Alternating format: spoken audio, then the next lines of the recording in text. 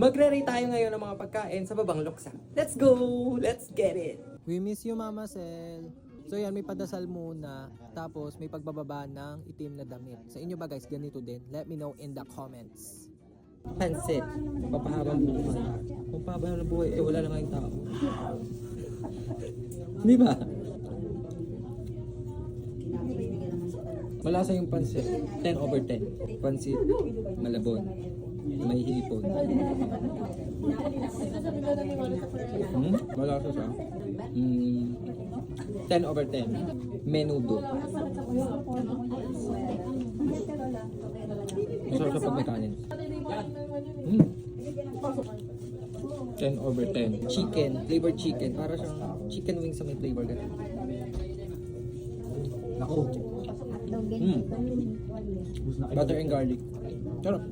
Kahit na kanina pa siya, like, hindi na yung ramdam yung crunch niya, wala na siyang ganun. Bigyan natin siya 8 over 10. Nagpaparuto lang pininyahan, hindi mo nakaparuto magluto pininyahan. Pinyang, Manok. chicken. Ano lang to? 6 over 10. 6 over 10 lang talaga. Huwag natin ipilit itaas ang rating. Next, pork barbecue. Suka ang sausawan.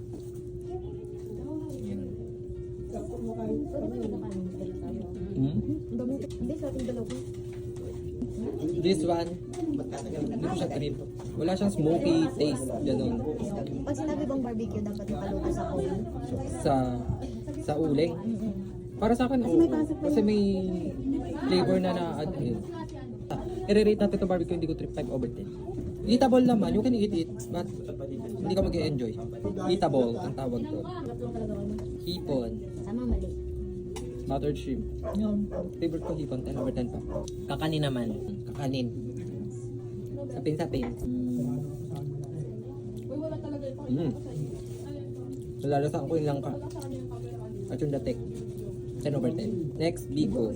Biko!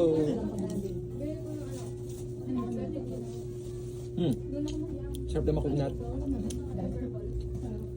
10 over 10. Overall rating natin sa lahat ng pagkain is 8 over 10. So kayo ba guys, nakapag-rate na ba kayo ng pagkain galing sa Babang Luksa? Let me know in the comments.